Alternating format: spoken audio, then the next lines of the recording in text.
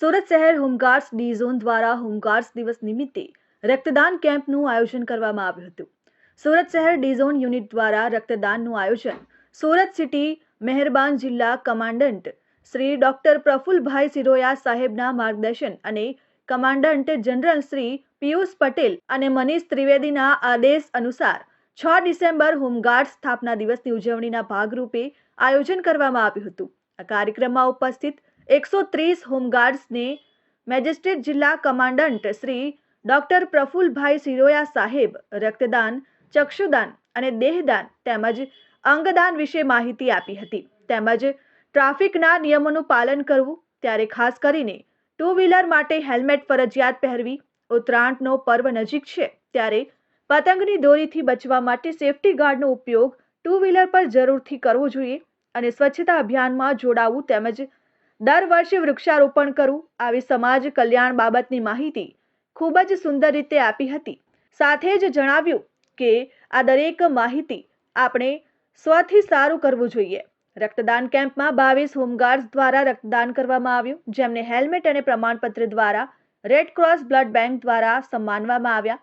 Staff officer લોક સંપર્ક Jigneshsinh Thakur, Sachin unit અધિકારી Thomas Padhare, platoon commander Chirag Dhanni, D zone officer commanding Jayantibhai H Dave દ્વારા આભાર વ્યક્ત કરાયો હતો અને સૌ સાથે મળી રાષ્ટ્રગાન ગાઈને કાર્યક્રમને પૂર્ણ કર્યો હતો. Home guard commandant doctor Praful Siroya આજરોજ સુરત શહેર હોમગાર્ડ્સના ડી યુનિટના ઓફિસર કમાન્ડિંગ જયંતિ સાહેબ દવે સાહેબને ત્યાં એક રક્તદાન કેમ્પનું આયોજન કરવામાં આવ્યું હતું, જેમાં 22 હોમગાર્ડ્સ લોકોએ પોતાના રક્તનું દાન કરીને આહુતિ આપી હતી.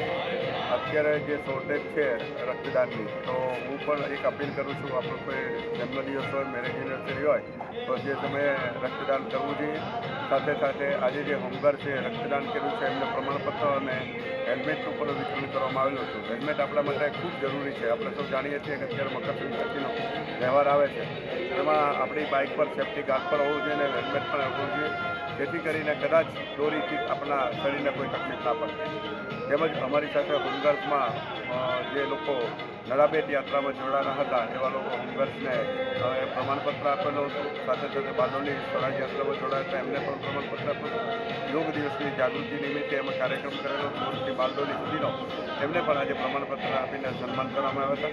ફરીથી હું આજે યુવાનોને વિનંતી કરું છું કે પોતે રાષ્ટ્ર માટે કંઈક કરવા માટે હોમગાર્ડ દળમાં જોડાવવું જોઈએ અને પોતાનું રક્તદાન કરી જીતે રક્તદાન, જાતે નેત્રદાન, દેહદાન માટેનો સંકલ્પ કરવો જોઈએ. વંદે માતરમ. ભારત માતા કી જય.